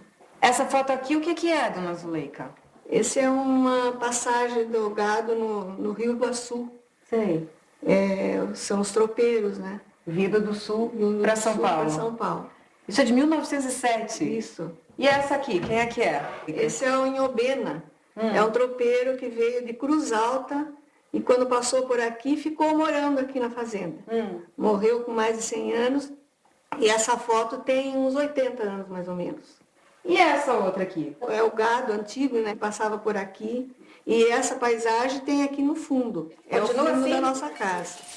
Hoje, além da criação de gado e da lavoura, a família mantém uma pousada onde ficamos hospedados. Um fim de semana de descanso merecido para as mulas depois de 40 dias de marcha. Para esquentar as noites frias do sul do Paraná, nada como um fogão a lenha e o som da viola do seu Toninho.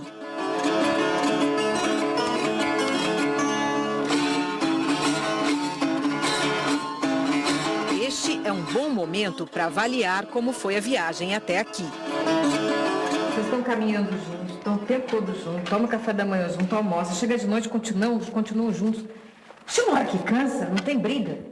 Teve entendimento, só que como a amizade é grande, então se você discutir, você não está discutindo, você está chamando a atenção e um aceita o outro chamar a atenção, porque mesma coisa com a família, mesma coisa com o pai, chamar a atenção do filho. Eu brigo mais com o Gago.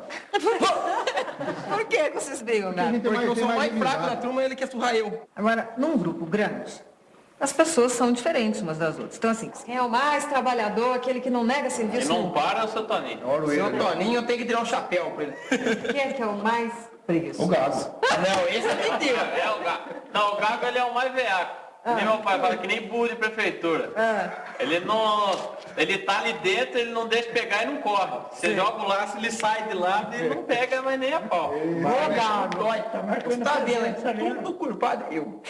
Mas se for comer um lanche, se for o maior, não dá pra mim. Porque esse que é pra mim pegar o menor, porque eu sou o menor da turma. Alguém já pensou em desistir? No começo deu uma vontade de ir embora, sim. Mas agora a vontade maior é de chegar mesmo. É uma humilhação se não conseguir chegar, né? Mas chega doente, mas dá marra em cima da mão e chega.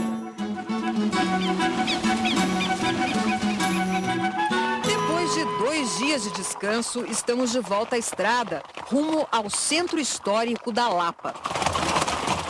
Nós estamos entrando no território de um dos mais poderosos tropeiros da história. Essas terras daqui, até onde a vista alcança, pertenciam a Davi dos Santos Pacheco, o barão dos Campos Gerais.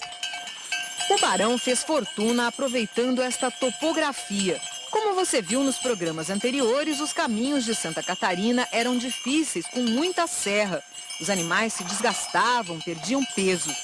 Quando chegavam ao Paraná, encontravam os extensos Campos Gerais, terras mais planas e férteis, com bom pasto nativo e ricas em nascentes.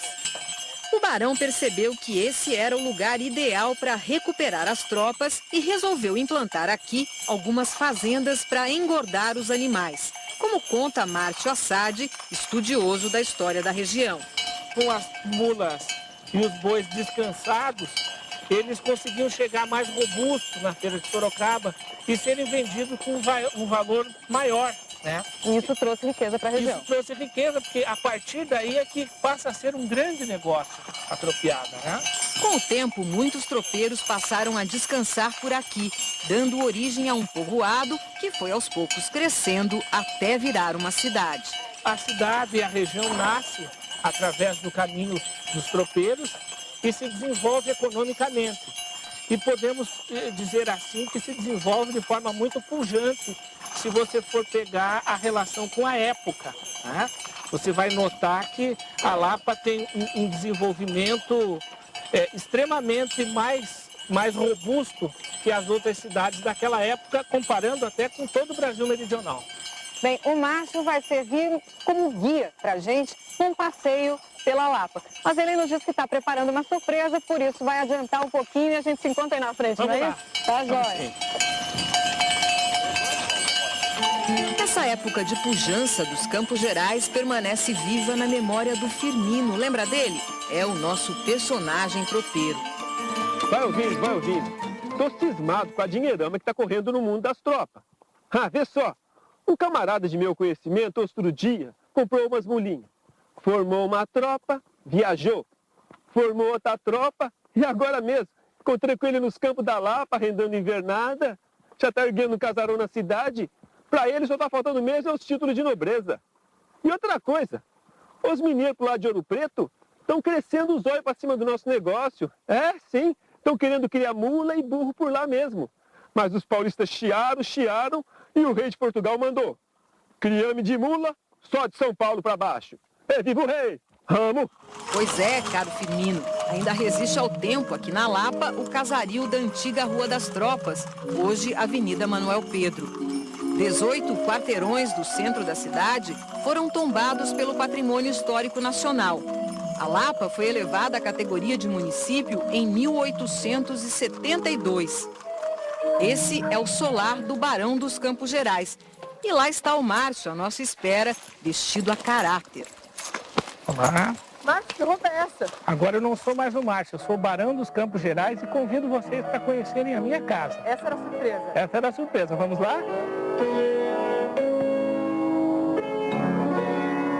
Bem-vindos à minha casa, por favor. Minha esposa, Dona Ana, meu filho, fiquem à vontade.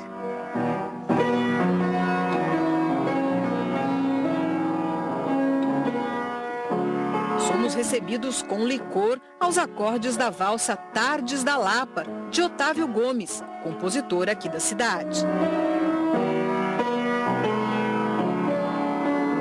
Nós embarcamos nessa fantasia para poder entrevistar o Barão dos Campos Gerais.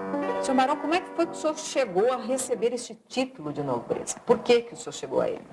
São diversos fatores. Um deles foi pela minha participação na Guerra do Paraguai, onde fardei e equipei 150 soldados que participaram daquele episódio. E tudo isso culminou com a visita do imperador Dom Pedro II, aqui em 1880, quando, em sua homenagem ao Forrei e meus escravos, antecipando, assim, em 8 anos, a abolição dos escravos aqui. O senhor é um tropeiro que realmente ganhou muita importância e muito poder. Olha, eu fui considerado como o homem mais rico do sul do Brasil. E os nossos peões? Imaginavam que tivesse existido tropeiro tão importante? Eu achava que não era assim, essas mordomias que tem, assim, não. Você achava que era mais simples? Mais simples. Mais pobre? Sim. Eu nunca imaginei que assim, com um tropeiro ganhava tanto dinheiro assim, né? Que virou barão e de tudo que tem, né? Depois que inventaram o trator, o caminhão, é mais difícil de um tropeiro virar um barão, ter a riqueza que tem.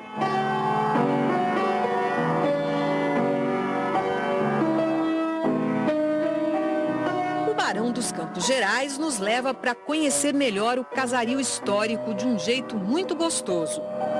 O nosso passeio pela Lapa vai ser feito à maneira que se fazia no tempo do Barão. Nós vamos de carruagem.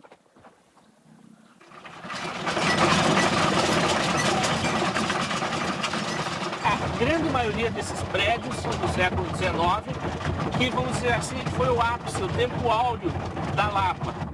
O próprio Teatro São João é uma construção lindíssima, tem um palco italiano e os seus camarotes fazem um estilo quase elisabetano.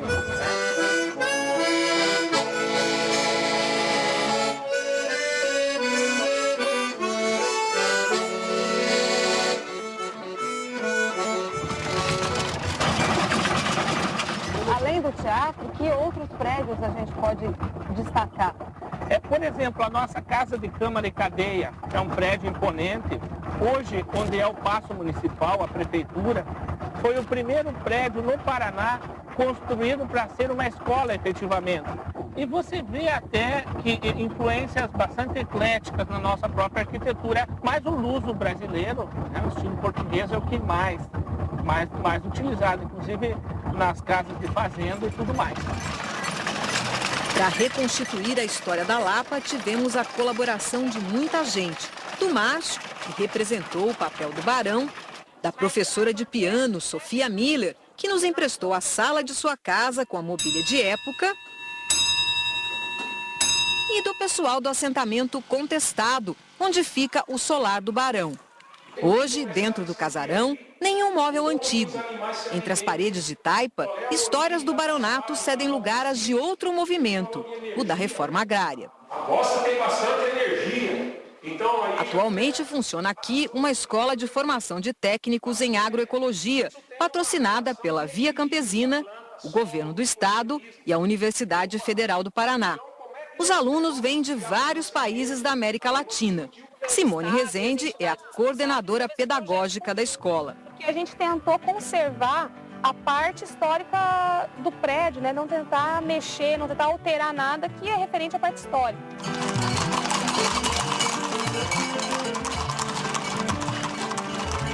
Boa parte do caminho dos tropeiros que estamos trilhando nessa série de reportagens já sumiu no asfalto.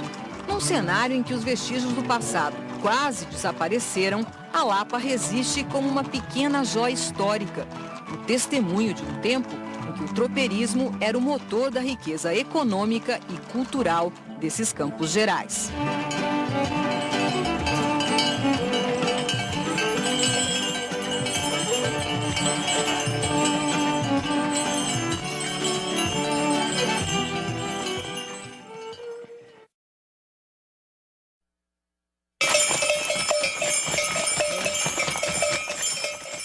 Veja no próximo DVD de Os Tropeiros. As belas paisagens do Planalto Paranaense.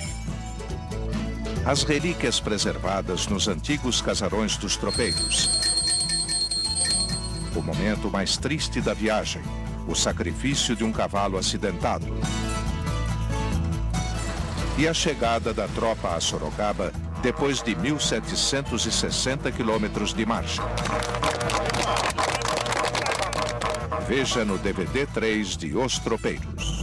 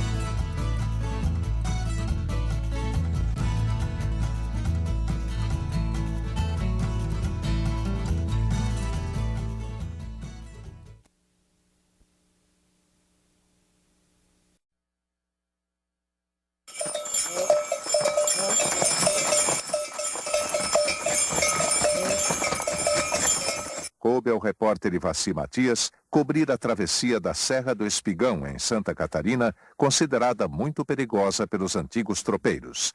Ele descobriu aí que a trilha não era usada só por tropas de mula. Uma coisa que eu não sabia, que eu aprendi junto com os tropeiros antigos que a gente conheceu em Santa Catarina, é que além de tropa de mula, tinha também tropas de perus e tropa de porcos. Uma coisa inédita. O seu Dico, por exemplo, um dos tropeiros que a gente conheceu, fala de uma tropeada de porcos que ele fazia de Santa Catarina para chegar até Curitiba. Isso aí é uma coisa complicada, porque eram porcos, não eram porcos domésticos, né? Eram porcos que eram criados alongados dentro do mato. Imagina só numa estrada de mula, de repente, tromba uma tropa de porco com uma tropa de mula. Como é que faz? Puxemos muitos anos boi para um frigorífico em Curitiba. Porco, por cada chúcara, por cada o zóio costurado. O porco nós costurava com a linha, o zóio durava 4 dias, aquela linha daí apodrecia, ele abria o zóio e o chucho. Estava falando, precisava de um cachorro bom, o cara ter coragem de chegar no porco. O porco vinha em riba da gente e era perigoso, ele cortava mesmo. Seu Dico, como é que fazia para costurar o olho do porco? Pegava agulha com a linha. Segurava o bicho na mão? Segurava, derrubava, segurava nas pernas, se ajoelhava uma pessoa em riba, puxava a mão dele, a mão de cima, e a outra, um outro segurava e costurava. Quem teve essa ideia de costurar o olho do porco? Ah, essa velharada aqui, faz assim no vovô. Daí ele vai só no cheiro do porco. O porco viajou, soa, dá aquele cheiro de porco. Aí ele não desvia? Não desvia, vai atrás, onde vai a tropa, ele vai atrás. Tá, e quando arrebenta a costura? Ele vai ao mato já, e ele veste e corta. Ah, é? Naquele tempo os fazendeiros só vendiam capado de 3 anos, quando estava lá com 150, 200 quilos, 250, né? Por cada chuva que se criava no mato, tinha pinhão, ninguém gastava milho. O senhor tinha mais medo de encontrar uma onça, um bicho qualquer, ou de encontrar índios? Os índios. Os índios? Os índios. O tigre, se gritar, ele corre. Um leão corre. Né? Só que ele tem com muita fome. Mas os índios não corriam, eles matavam mesmo. A gente via tropeiro que desciam aí, iam vender tropa, quando voltavam, eles não matavam quando iam, quando voltavam, matavam, 1, 2. Né? E por que eles perseguiam assim tanto? Não, se intrigaram, a fazendeirada e os tropeiros começavam a ver os índios, eles eram chucros, matavam. E daí o índio nunca esquece, no sangue dele, matou o índio, o cara tá com a vida falada. Né?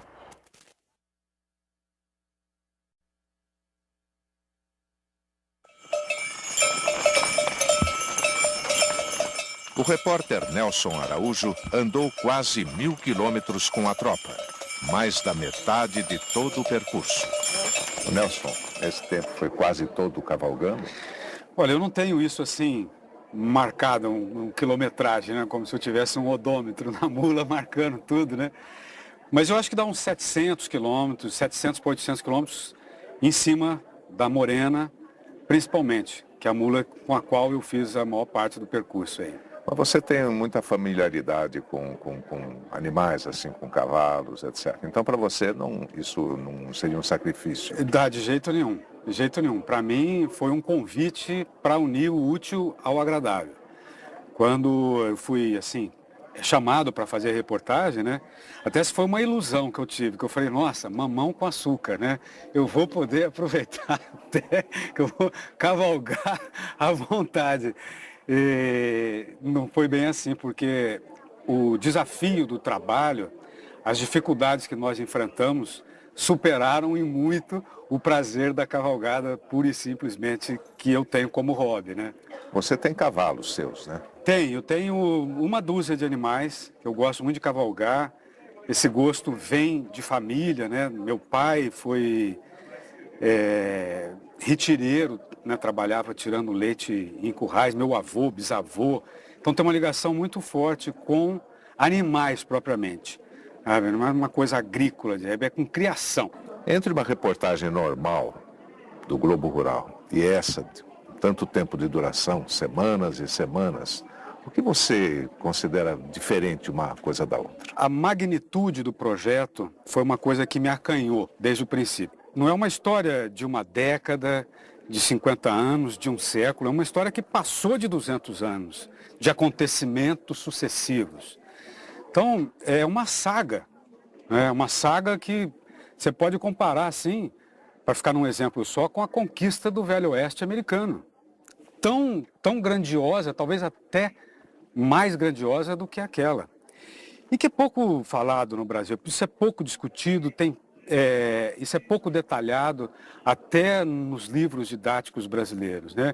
Como você perguntou, diferentemente da reportagem comum que a gente faz, em que o repórter é o observador do fato, está ali a coisa acontecendo, eu vou lá, observo e relato para você, né?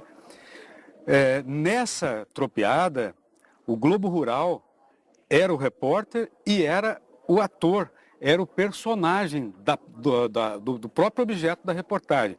Foram semanas e semanas de trabalho, fitas e fitas de gravação, trabalho em campo e depois o material aqui na redação para ser editado.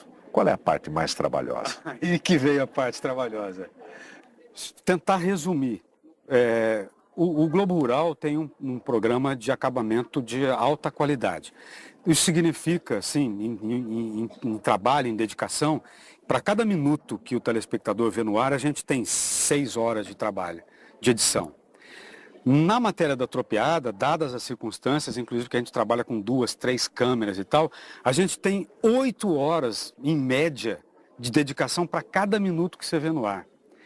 E num resumo todo, a gente vai colocar no ar entre 10 e 11 horas, mais ou menos, de material editado, das reportagens, a série toda. A gente gravou 170 horas. O que você considerou surpreendente nessa viagem?